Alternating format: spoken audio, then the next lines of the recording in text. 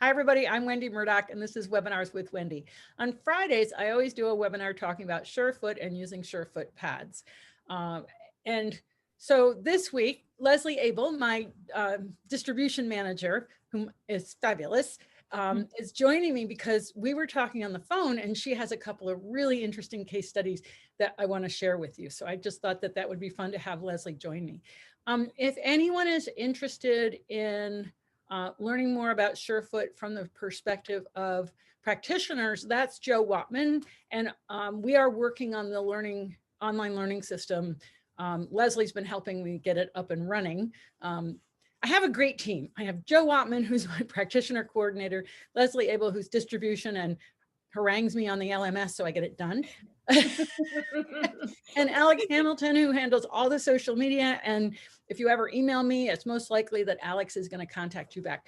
So I'm really grateful for my team. They have really been instrumental in me being able to move forward and get to things that I really need to do for Surefoot, which is keep developing this online learning while we are in lockdown. So that said, hi, Leslie. Thanks for joining me today. Thank you. Thank you for having me. So just for any of you joining that's new to Surefoot, let's see, wait, somebody's already got a question. It's going to be a page or a Zoom session to support people working toward becoming practitioners. Yes, and Joe Watman is in charge of that. So for people who want to become Surefoot practitioners or have already sent an inquiry, and you can do that through the website, we have created a Facebook page for practitioner applicants. Okay. And Joe is putting up information there, and she's going to be able to handle your questions there. So that's a great group to join. And it's, I think it is Surefoot Practitioner Applicants. I think that's the name of it. I think so. Look it up really fast. Leslie's going to look it up really, really quick. And then we have a group for people who are Surefoot practitioners. And like I said, with the online learning, we're working on creating courses for the different levels. I have a lot of work to do, but we're getting there. So yes, the short answer, Janet, is yes. And I think we'll probably get Joe to organize some workshops. So Leslie, just make a note that we need to contact Joe and have her set up a Zoom meeting. Okay. And it is Surefoot Practitioner Applicants on Facebook. I just posted it in the chat so that you guys can see it, but you can join that group if you're interested. Yep. And I'm happy to answer questions about that here in this Friday webinar as well. So if you do have questions, just pop it in the chat, the Q&A, or if you have something to talk about a horse, use your raised hand, and that way we can talk to you about that. All right. So just to give anybody who's new to Surefoot a brief outline, basically what we're doing is I've discovered that if you put a horse on an unstable surface, they will change their balance, behavior, and movement. Yesterday, I had Dr. Robert Bowker for 2 hours. I just love having Bob on the show because he's such a wealth of information and he's really fun to listen to. He was in control of his screen this time, so there's a little jumping back and forth between slides. Uh-oh. But just hang in there and he gets to the right slide and gets the words to the right slide. But one of the things that Bob talked about is these touch receptors. And what he talked about is how the hoof has touch receptors, just the same way you have touch receptors in your fingers. And he was talking about how if a horse is standing, say, on a cement surface for any length of time, those receptors basically shut down. And it also is going to affect blood flow when that happens. And he did a study way back when he put a washcloth underneath one hoof and saw a change in blood flow in the other foot. So Bob was one of the first people I called when I discovered Surefoot, and he told me about this experiment that he'd done with a washcloth. And listening to him yesterday, it reminded me of what he had said, but it makes me think that this is probably a very big piece of how Surefoot's working.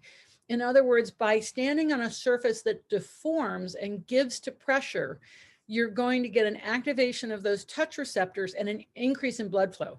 Now, do I have proof that there's an increase in blood flow? Not yet. But are there people working on those ideas? Yes, which is great.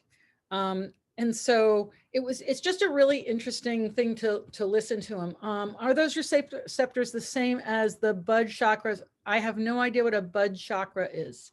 So you'll have to help me with that because I don't know what a bud chakra is. But I do know that there's Pacinian receptors, which sense vibration. Those are in the heel bulb. There are these Merkel cells that are like touch receptors. There's nociceptors, which are pain. And there's Ruffini receptors, and those are also a vibratory sensor more in the sole of the foot. So some are fast acting receptors and some are slow receptors.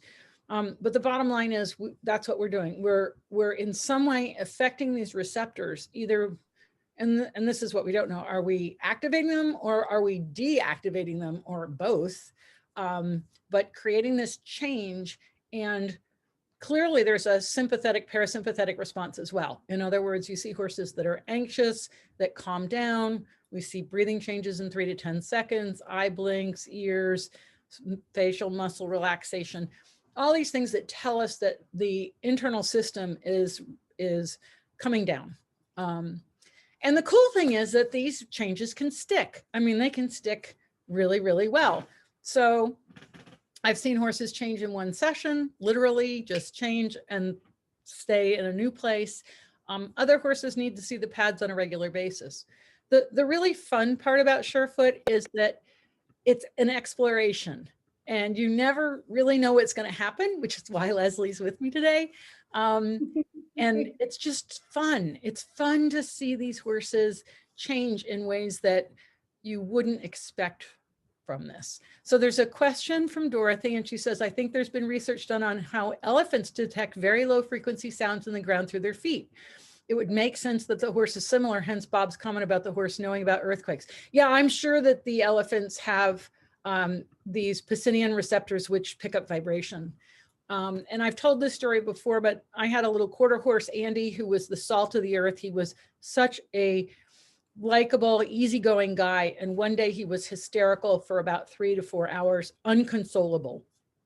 And then I found out afterward that there had been an earthquake in Richmond, Virginia, about 3 hours away.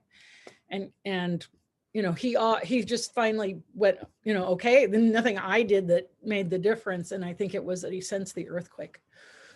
So California horses, they're feeling tremors all the time. You know, you can adjust and get used to things, but if you're East Coast, we don't have earthquakes very often, extremely rare.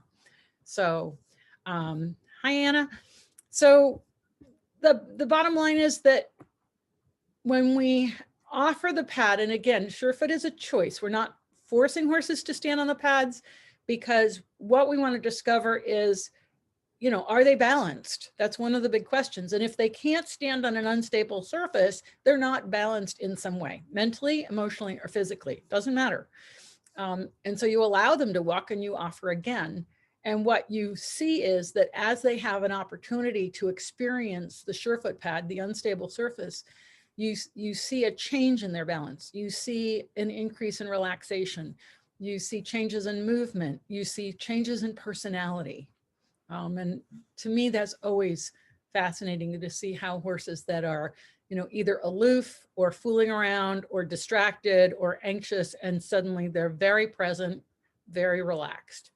And it's about keeping it short. Okay, so Dorothy's raised her hand. Let me see how I have to get over here. And okay, Dorothy, what's your question?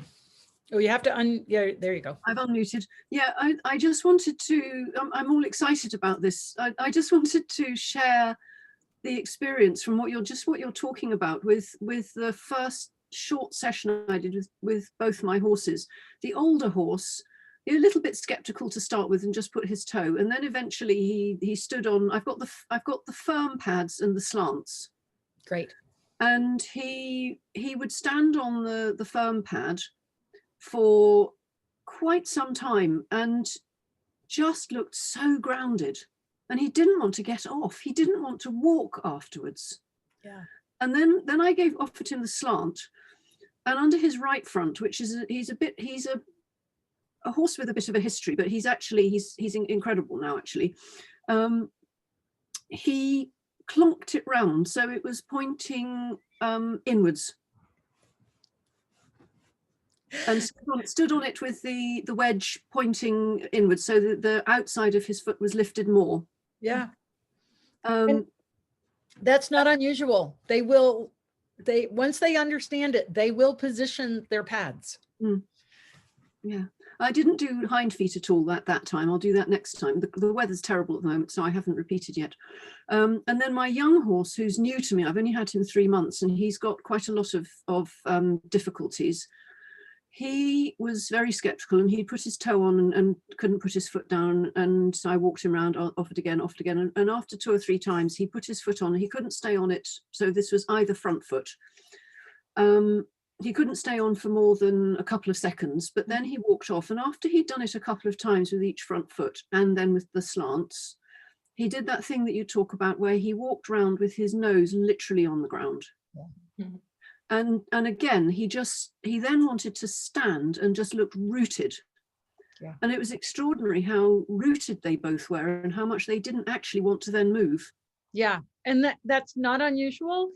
I do tell people you want to walk the horse off, because sometimes people try to keep their horse on the pads, right? I don't mean he was rooted on the pad. I mean after they'd walked off and walked a bit, then when they stopped, they were rooted. Yes. No, I understand. They become really, really grounded. And so, there's always this balance between the movement and the standing, but especially with the nervous horses, with the experience you had, that's very common.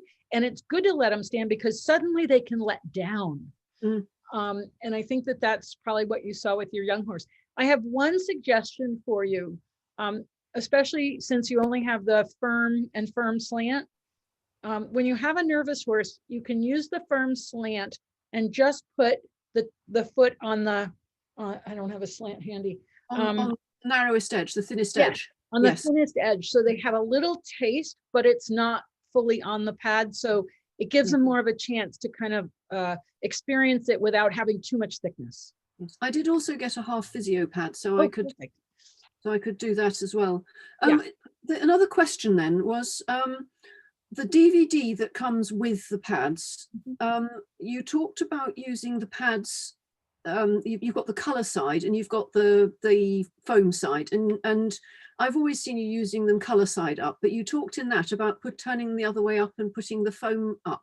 Yep. So what does that do? What's the difference? It's just a slightly different surface. If you stand on your pads with one foot on each pad, one up and one down, you're going to feel a difference in the pad. Okay. Right. So it just gives you another variation. It's a lesser variation than going to a different density, but it just gives you another optional surface. And like with the soft pad, if I have a horse that if I want to give him the most comfort I can possibly give him, I flip that soft pad over to the uncolored side to give him just, a lot of comfort. And so it's just offers you another opportunity. And a lot of times, like if a pad flips over, and I just pick up the foot and kick that pad over with the other side, it's no big deal. So you can use both sides.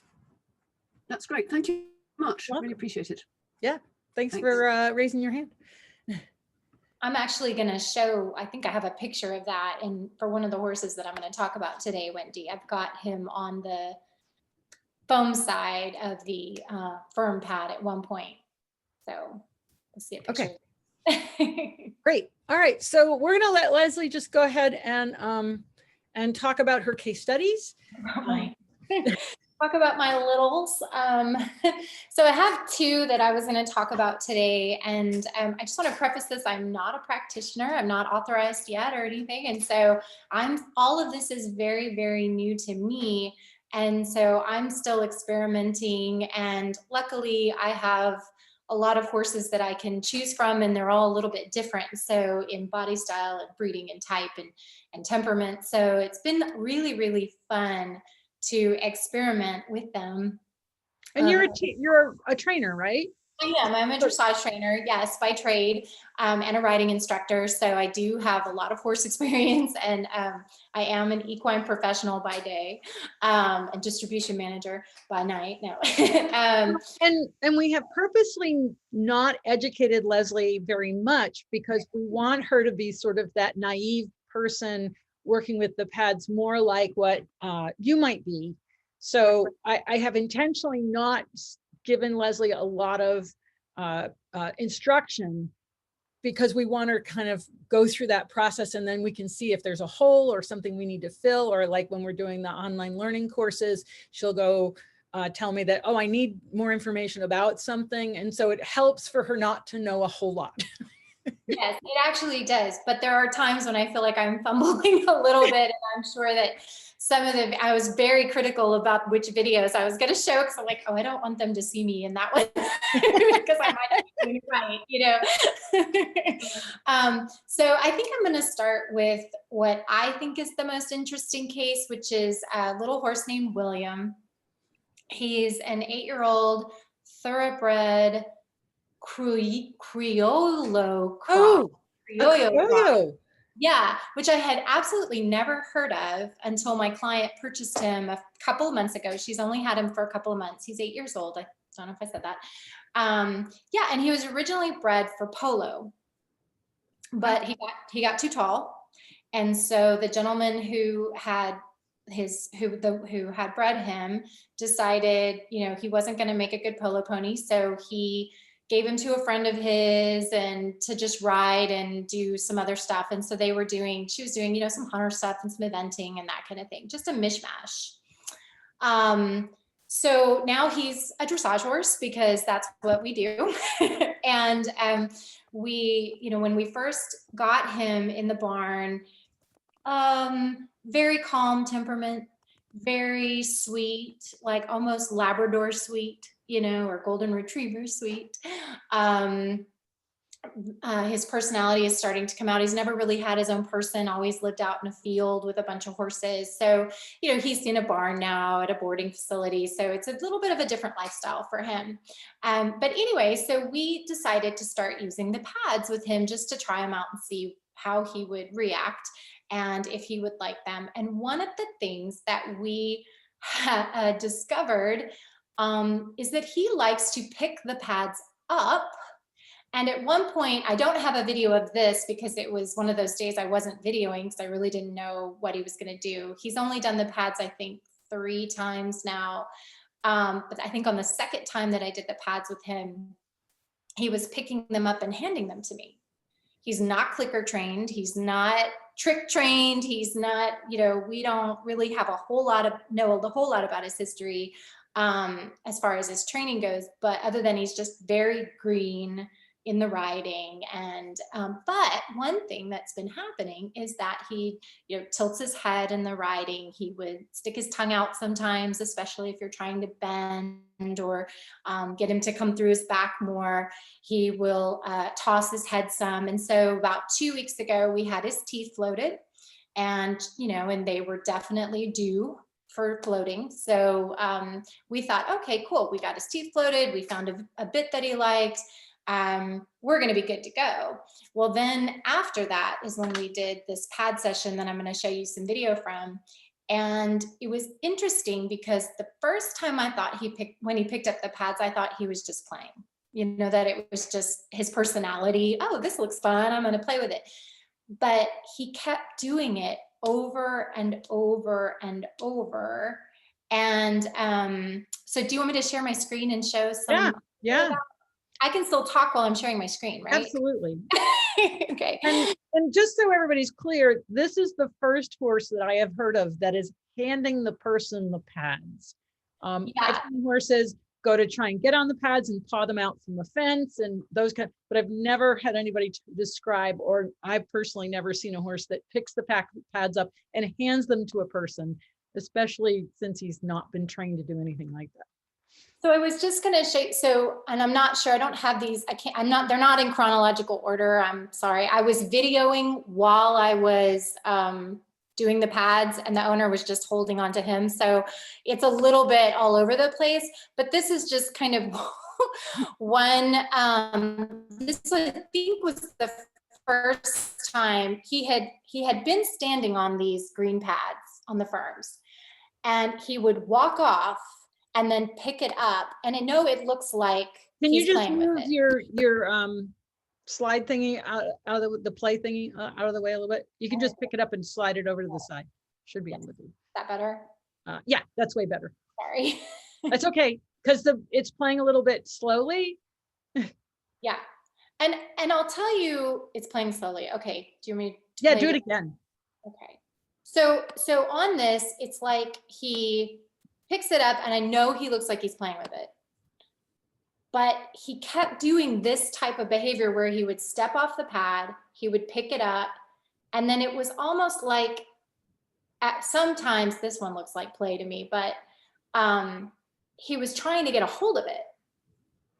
And I was like, not sure that's my hand. I wasn't sure if I should take it from him because there was a little part of me, Wendy, that was like, oh, please don't rip up my pads. Well, yeah, I tell people they're not warranted against bites. Yeah, well, let me tell you, mine look like they've been through the ringer now after this guy, but there's a little bit more interesting one. Let me see if I can figure out which video it is where he's literally standing on the pad and trying to pick it up at the same time.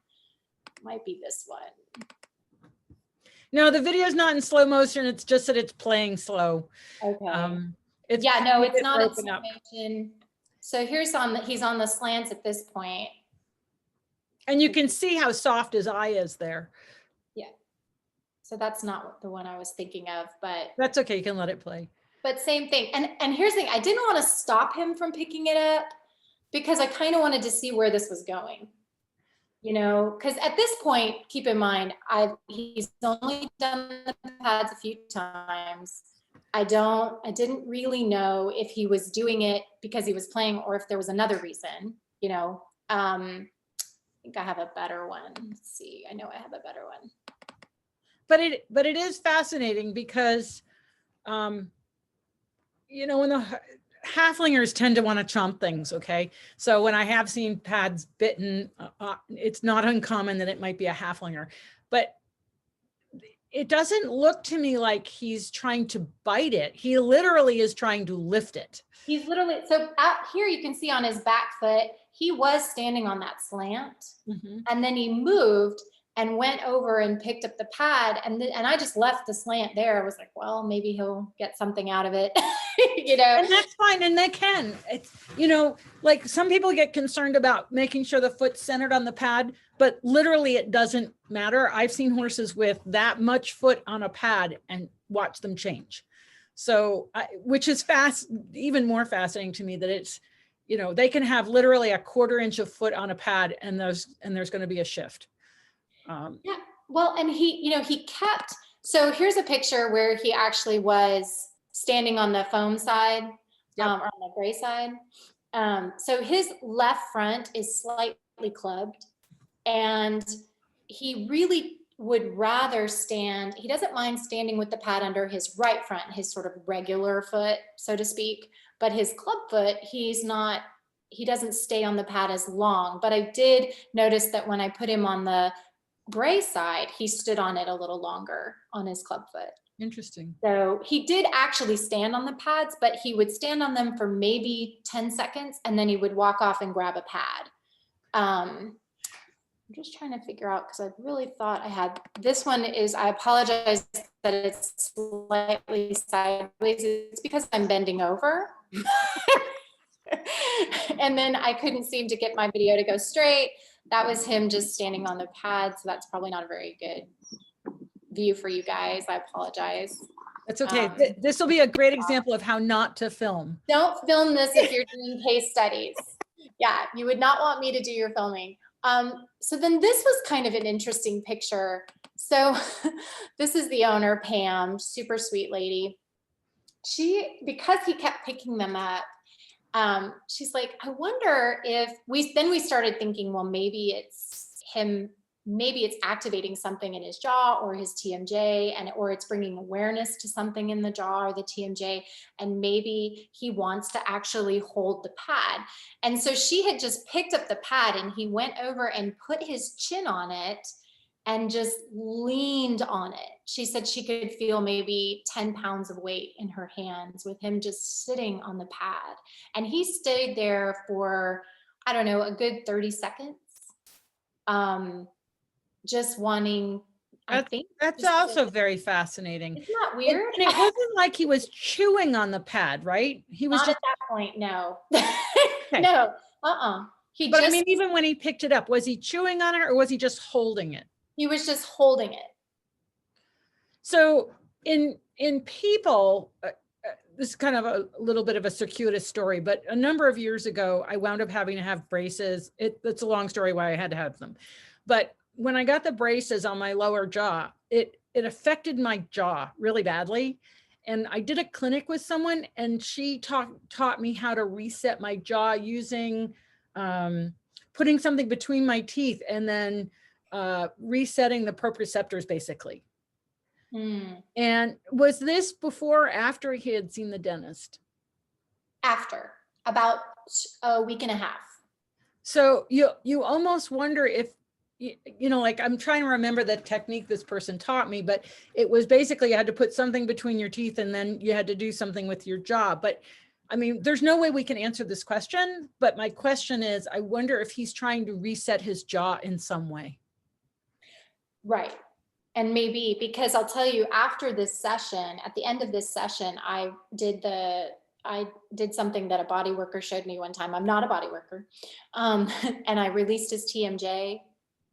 And I don't know if that's really what's happening, to be honest. I put my hand at the top of his poll and right here, you know, a hand up here and then a hand right along here where his jaw meets his neck or meets his throat. And then I just waited and no pressure, just stayed there with my hands. And then he started releasing, licking and chewing on both sides.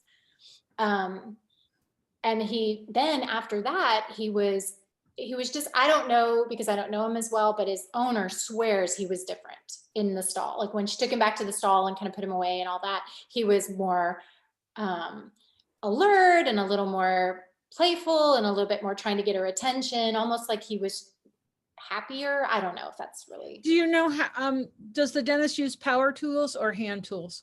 She uses power tools. However, she's very conservative, if that makes sense. So she does have a drill, a cordless drill, but it's very quick. And then she uses hand tools after that. So she is a vet, but her specialty is dentistry.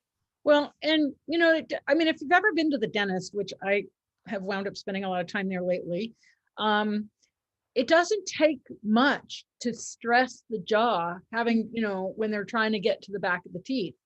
And so she may not have done anything extreme or unusual, but it may just have affected this horse. And if you did something to help his TMJ and he's doing this, you know, maybe that's what he was trying to tell us. Yeah, maybe. That's what we wondered. In fact, I was, you know, the owner once, she's like thinking about getting pads and cutting them up and giving them to him to hold in his mouth. Okay. We might have a whole new line of products. Well, I'd be really curious to know the next time you work with him, now that he's had a little time and stuff, if he continues to do that. That would be interesting. Right. Well, and I guess that was going to be my question to you, is that, do we keep going? I mean, I'm assuming we keep doing the pads and seeing how he changes from here. Yes.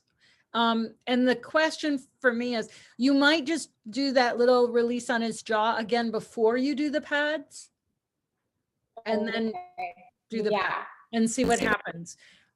Because what you have to realize, and even in this picture, the hyoid apparatus is inside of that jaw, and it's kind of like a wishbone from a chicken. It's paired and the tongue attaches to the tab on the wishbone. Okay. And there's over 20 muscles that attach to the hyoid, and there's muscles that go from the hyoid to the sternum and from the hyoid to the inside of the shoulder. So when you put a horse on Surefoot pads, you are literally affecting all the way up through the hyoid and the mouth. And so, you know, that's why it wouldn't surprise me if there's a connection here. There's something, but you know, that's going on in the front end of that horse, and he's trying to help resolve it.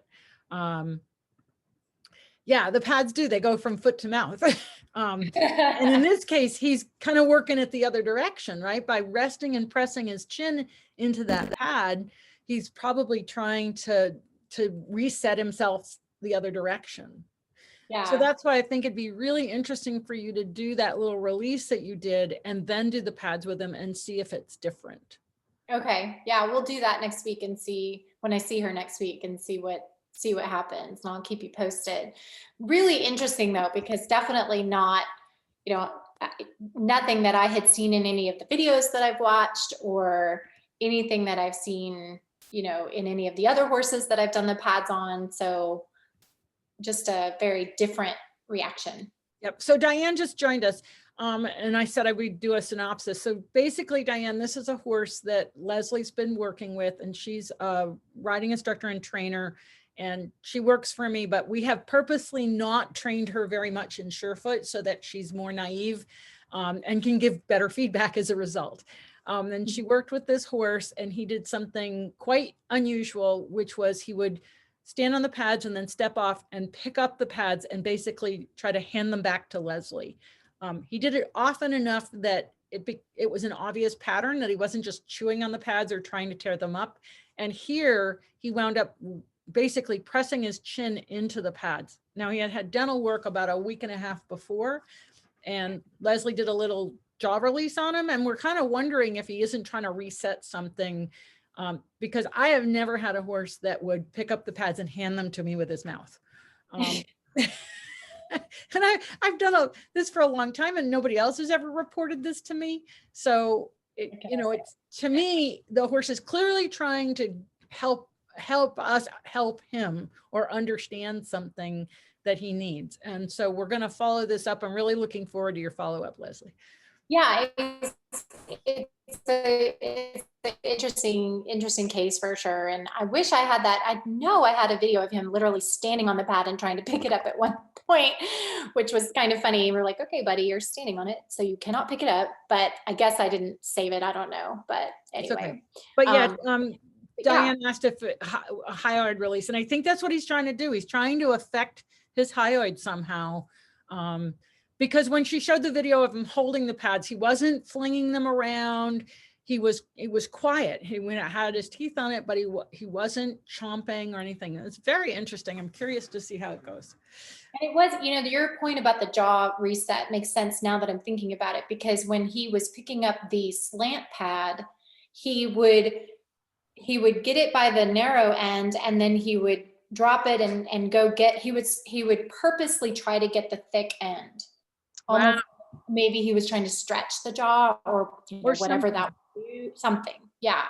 So, and that was multiple times that he would, I think at one point I even offered it to him on the narrow end just to see what he would do. And he was moving his face to try to get the thick end. So yeah. I'll get better videographer next time too. Well, and you know, like, again, I've had my share of dental issues, but you know, like one of the things to kind of check your jaw is to see how much of a fist you can put inside your mouth to be able to open your jaw, right? Mm-hmm. But you don't want to be trying to stuff something hard in there. So I do really think that he's trying to release something in his jaw or hyoid or something. It's just really, really interesting. It's interesting. I've been using that word a lot. Interesting. The other day I was doing it I was in pads with another horse yesterday, and I kept saying interesting, interesting, interesting. And then the owner was going, yeah, it's interesting, interesting. And I finally looked at her and I said, we've got to find a new word. Good luck. Yeah. But it is. And I guess because it's all just still so new, you know, to me, and the people it doesn't matter, because every horse, like I'm still doing this and it's still interesting because every horse is unique. Right. And I think that that's one of the things that fascinates me about Surefoot, but also keeps it fresh, is that every time you approach another horse with a Surefoot pad, you could have a guess as to how it's going to go, but you don't know until you do it. And so so that's the curiosity and the interest, and why I think that we become sort of infected with the Surefoot virus that you know, that makes you want to like keep going and do more and play with more horses, because it is fascinating to see. First of all, you start to see things that you wouldn't normally see, right? Mm-hmm. But it magnifies things that are there that you've overlooked. And then you can start making correlations between, wow, look at how that foot is so midline and his shoulder's way over. And oh yeah, that's the shoulder that when I'm tracking left, he's always falling out through that shoulder. Well, maybe it's because that foot's landing. So it helps us understand what we experience with our horses. And as Dorothy pointed out, it grounds them. And the thing that we want with our horses is we want our horses to be peaceful and to be able to process the information and work with us. And if they're anxious and nervous, they can't do that. And so there's that whole piece. And then the other piece that for me is so fascinating is that as a mammal, we're both mammals. When we're around people that are also calm, we become calm, right? If we're around people that are anxious, we become anxious. When we use Surefoot, we both become calm. As the horses settle, that's why I have to be so careful doing workshops, because if I work with the horses too much with the people, I lose them after 2 hours. They're drooling. They're all like, so they, I can't give them any more information because they're just toast. Because horses are huge electromagnetic energy and we're in that field, and so we're picking up on that social engagement. That's the whole vagus nerve connection. So Diane, Leslie I don't think has any pods, so she hasn't been able to use them, and I would not put a pod in his mouth. Wouldn't put a pod in a child's mouth either. For the air, right? Yeah, the air pods. I think the having some squish, that firm pad material is going to have some squish to it, but it's still going to have some structure. And so yeah. So anyway, we're looking forward to seeing how that goes. Yeah, I may have to give her my pads and have her buy me new ones. Yeah, well, that might be the case. Yeah, so we can tear those up because they are wrecked.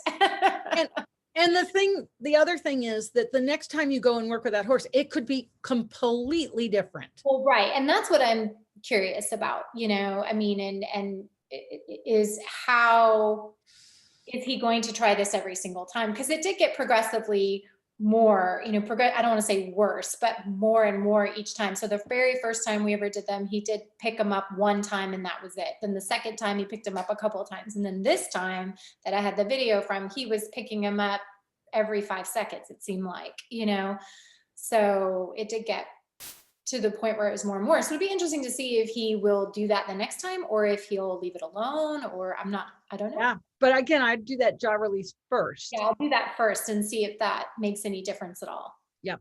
Yeah. Cool. All right. And what is your other horse that you wanted to show? So my second little weirdo is, I'm a magnet for him. No, all mine are special. Okay, so I have another horse whose name is Toronado, and yes, he is very much like his name. He's a 12-year-old Frisian. I think he's a cross because he's got a little bit of white on him, but we don't have papers on him, and so who knows. He's a little pack of dynamite. He's a cutie patootie. I'll show you guys a picture in a minute. And for him, his owner, I think, has had him for maybe 2.5, 3 years. She is also a little pack of dynamite. So it's like 2 big wired powder kegs working together, which sometimes is not always optimal. I remember when I first started teaching her, to your point that you just made about us, feeding off each other's energy. I remember telling her at one point, I looked at her and I said, Cindy, I said, you have to calm down because you have a high-strung horse and you're a little high-strung, no offense, but I love you, but you gotta bring it down. And so she still talks about that to this day, about how no one had ever told me that, and it makes so much sense. But so he's interesting because he's not, I would not say that he's a nervous horse or that he's a spooky horse or a scared horse. I mean, I've definitely worked with that type. But he's definitely reactive, or can be reactive. He's super sensitive under saddle. Again, this is another one. We don't know a lot about his training history since she bought him when he was about 10. He's We know he was owned by an older lady who sort of had him as a yard ornament, but also at some point somebody put training into him because he knows kind of the basic dressage movements, you know, and he is very, very responsive to your aids, you know, your leg and your seat and that kind of thing. So someone has put training in, and he has some tricks that I found by accident. You know, he knows how to bow and Spanish walk and all that kind of stuff, which I was one day working with him and he started bowing, and I'm like, whoa, I just touched a button I didn't even know was there, you know. Always happens to me. But he's a really nice guy, but can be a little, kind of stallion-like sometimes. He's not a stallion, he's a gelding, but he, you know, gets a little puffed up sometimes around other horses. And if he gets into a mode where he's reacting to something, he can be a little bit hard to handle from the ground. Even though he's only probably 15'1". He's not very big. Yeah. A little guy. Yeah. So he's one that we, unfortunately, and I know everybody has different opinions about lunging, but he is one that we do lunge quite often before the owner rides, only because she's very small as well, and petite lady, and a bit of a green rider. She already owned him when she came to me as a student, and she bought him because he's beautiful and she fell in love, you know, but not necessarily because he was the right horse for her at the time. Yeah. But I call it the Black Beauty syndrome. Yeah, exactly. And so, you know, you deal with what you have, and, you know, I'm not big on saying you need to sell this horse, it's not the right one for you. I'd like to wait a while and see if we can make it work first, you know. And for the most part, I will say 96.9% of the time he's a good boy.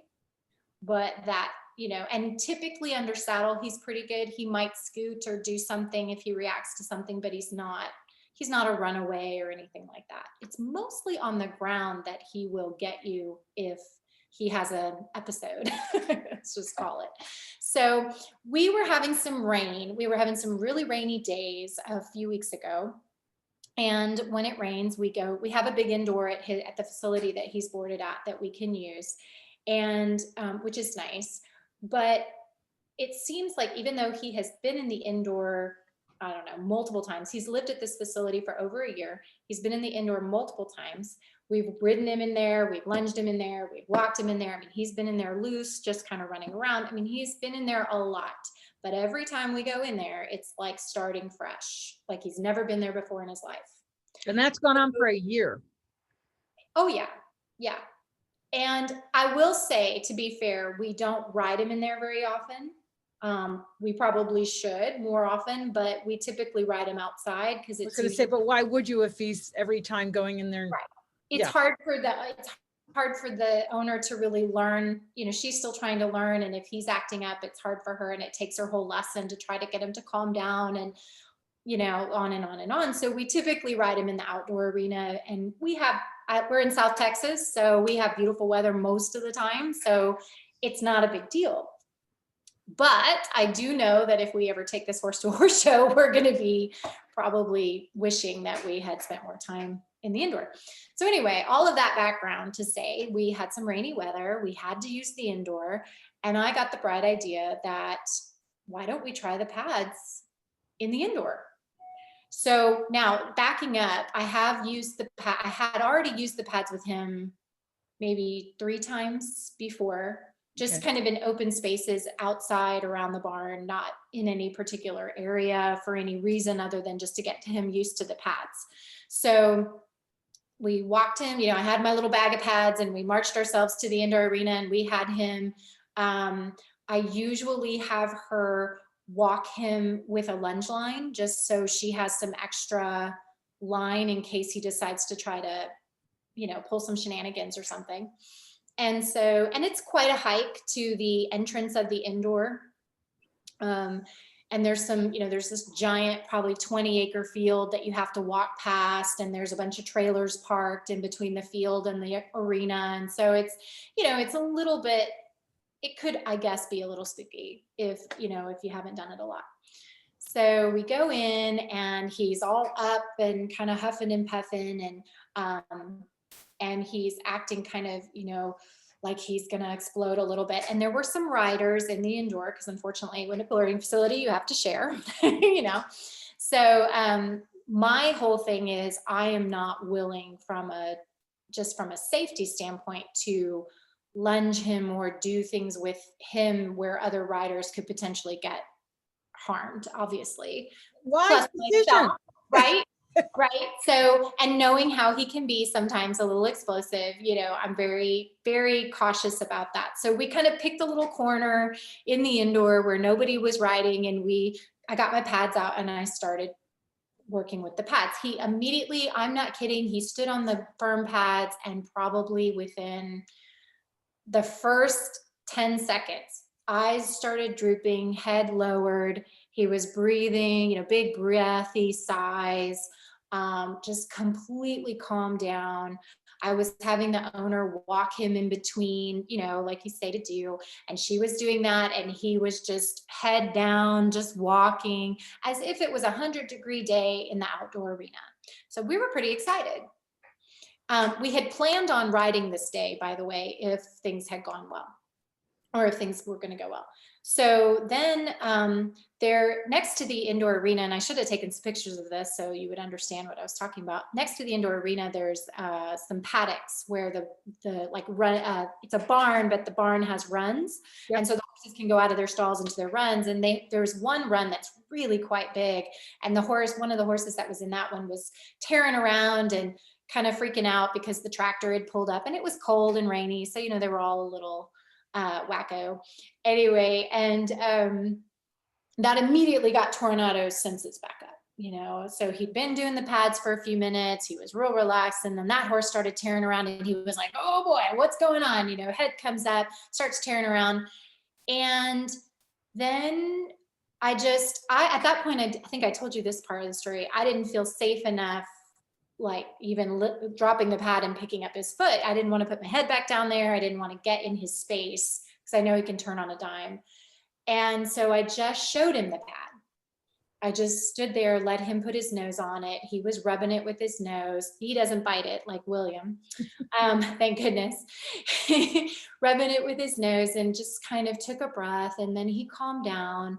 And so once I felt like it was safe, I put him on the pads again. Immediately brought all the energy back down.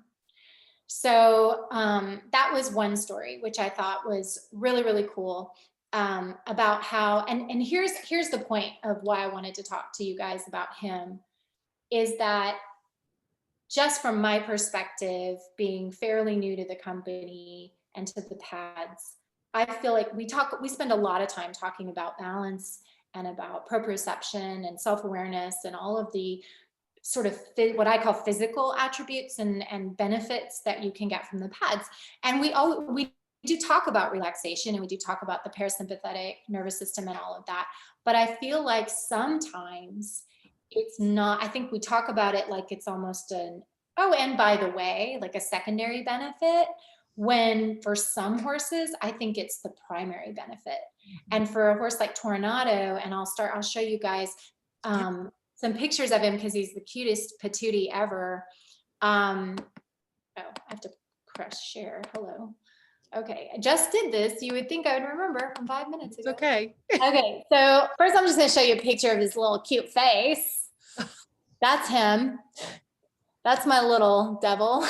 No, I'm kidding. I love him to death.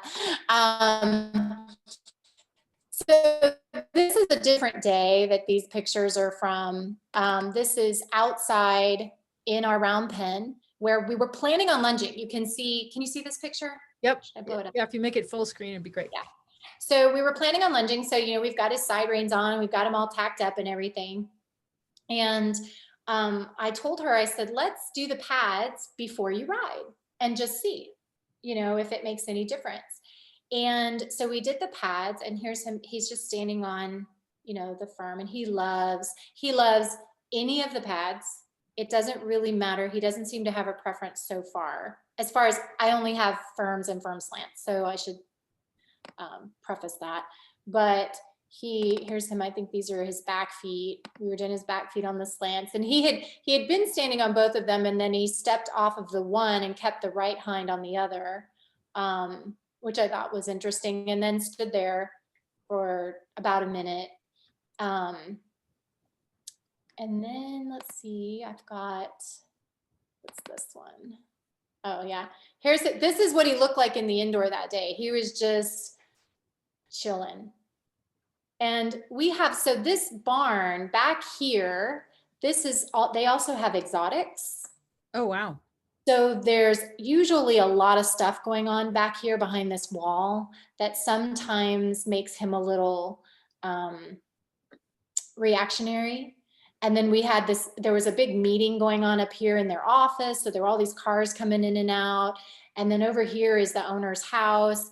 And then this is where I'm standing in, behind where I'm standing, behind the round pen is this a big jumping arena and a dressage arena. And so there were people out there having lessons. So there was lots of activity going on while we were doing this. And he is just chill as can be. And this is how he's been every time we've done the pads.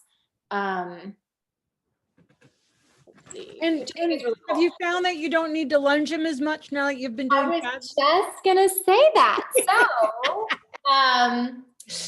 good segue. Yeah, I was just gonna say, so now that's the same one. So this particular day, we didn't lunge him at all. We took everything off and she just rode him. And he was as good as gold. And I'll say he had, because I think this was the first real dry day, or when the arenas had finally dried out. Let me see if I can make this full size. The arenas had just dried out, and I think there was even a little bit of wet still over behind where I was. And so he hadn't really been ridden a whole lot.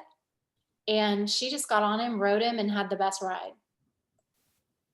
He was super relaxed, stayed relaxed the whole time. Let's see if I can get a little video. You know, it's so interesting because the first picture you showed of him, he looked very Frisian, but in this picture, he does not look Frisian. He doesn't look Frisian. What does he look like to you? Well, I'm not sure whether it's quarter horse, just from his butt. Oh yeah, he's got a big butt. Yeah. But I've worked with other Frisian crosses, and what I find with Frisian crosses is it's almost like two horses in a suit until you can get them together. Mm-hmm. In other words, I worked with an Appaloosa Frisian cross, and when I met him, he was a Frisian and a spotted body. And as we worked with him, he became much more of an Appaloosa. It's like the crosses don't nick very well, and you can see these two distinct breeds. But when you start to work with them and like using Surefoot, and we use Surefoot with this other horse, and he was actually in the 5-element theory, he was water. And as the owner started to realize what his temperament type was, and we used Surefoot because he was terribly fearful, he just became a fabulous horse. But I do find with the Frisian crosses that they can be like two different horses in one body, and they need help kind of getting it together. Yeah. He is quite the little Ferrari, let me tell you. Just yeah. He's really nicely built. These pictures don't really, or these videos don't do him justice. He's very nicely built for such a small horse. Right. You know, he has nice gaits. He doesn't look like, he doesn't have pony kind of gaits or little horse gaits. I mean, he's a blast for all the negative stuff I've said. He's a blast to ride. He really is. Yeah, no. And just like I said, just looking at his body, I have a feeling that he's not full. It'd be interesting to DNA type him. I don't know if they've gotten far enough along with DNA typing like they have in dogs. I don't know. And I know she wants to do that because we're curious. She's been trying to get his papers, and supposedly he has papers, but the old owner has not come through with that. Yeah, so, I think there's a reason. Yeah, that's what I think too. Yeah, because I've had that happen with another client's horse. Yeah. They didn't want to share the papers because, she was half quarter horse, and they had told us she was full Holsteiner. So. Oh yeah. Yeah, no, I think you might be looking at, but a super cute horse. I mean, yeah, he's super cute. But I guess to me, for what makes him such a cool case to me is just the fact that the relaxation portion has been what's helped him so much Right. so far. Right. And that is it's a huge piece of Surefoot. And it's the thing that, you know, it's so common to see, like what Dorothy said right at the beginning, where her horses became so grounded. And it's really awesome to be able to offer these types of horses a way to get to that grounding feeling, and so that they can evaluate and assess their situation instead of just react to their environment. Right. Right. And the Frisian, you know, when you think about a Frisian with that really high head carriage, it's more of a reactive kind of behavior. But then when you get them in that relaxed state, and their back can come up and they can assess. So this is awesome. And I'm curious, have you used the pads with the horse while he's under saddle with the rider? Not yet. Okay. Not yet. So that's sort of in the next week's plan, because I think that would be really interesting too for her. And I think it'd be nice to see how he reacts to the pads with somebody on him. Yes. And I think you'll find it'll really help her. I would also recommend that you put her on the firm slants, heel high, and have her soften her knees while he stands on the firm. Okay. So when you know, a lot of riders want to stand on the slants heel low because they're trying to get their heel down, but it puts the knees into extension. In other words, the knees go straight and the lower back arches. When you put a person on the slants heel high and have them soften their knees, I always tell them, you know, a horse can't lock his knees the way a person can. There's always a bend in the horse's hocks and stifles, right? They're never perfectly straight. So when you soften your knees, it's more like being a horse. That's what I tell them. And then to a person, everyone reports that their lower back softens. So when you just soften the knees a little bit and stand heel high, the lower back softens a bit. And so that's going to help the rider relax before she gets on.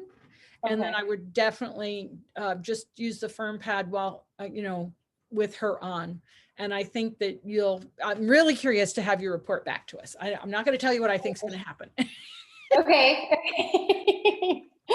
Yeah, for sure. I will. Cause I think, you know, he just loves the pads. So, which is really not what I thought was going to happen. Just because he's so reactive, I thought he was going to be maybe a little bit more suspicious or maybe not as engaged. I don't know. I just did not expect it to totally flip a switch in his brain, especially knowing how busy his brain can be, I guess, is why, you know, I've seen it relax other horses, but those horses are pretty calm and chill anyway. So I hadn't tried it on a horse that was a little more reactive and a little bit more aware and sensitive, I guess, of the surroundings. You know, Larry Weitzel said something to me a long time ago, and I haven't forgotten. He said, the horses that really need Surefoot want it, and the horses that don't need it so much aren't that interested. In other words, you're really kind of grounded, solid characters. They're like, yeah, that's nice. But the horses that are like this one, it's really makes a difference. And like what Dorothy described with her young horse. That's really neat. Really neat. All right, well, we've come to the end. See, my older horse is an Arab. Oh, Dorothy says, my older horse is an Arab cross ASB, and the younger is a pure Arab. Both have the capacity to be very ungrounded. Yeah, so Dorothy, I think it's awesome what you discovered. And again, I would just maybe use that half physio pad with the young horse and see if that is not quite so demanding as the 2 inches. But that's really awesome. And I look forward to having you come back and tell us how things are progressing. All right, well, we've come to the end of our hour again. So thank you so much, Leslie, for joining me today. This has been awesome listening to your case studies and Dorothy chiming in there. And we'll be back next Friday with another webinar on Surefoot. But remember, next week we have, I will send out the email on Sunday. I have to get it all booked up. But we have guests again next week. We have some, I can't remember. Oh, well. Stay tuned, it's a surprise. Yeah, stay tuned and sign up for the email at murdochmethod.com. So on Sundays, you get the email with the guests for the following week. And again, Leslie, thank you so much for joining me, and I'll talk to you soon. Thank you. Okay, bye, bye, everybody.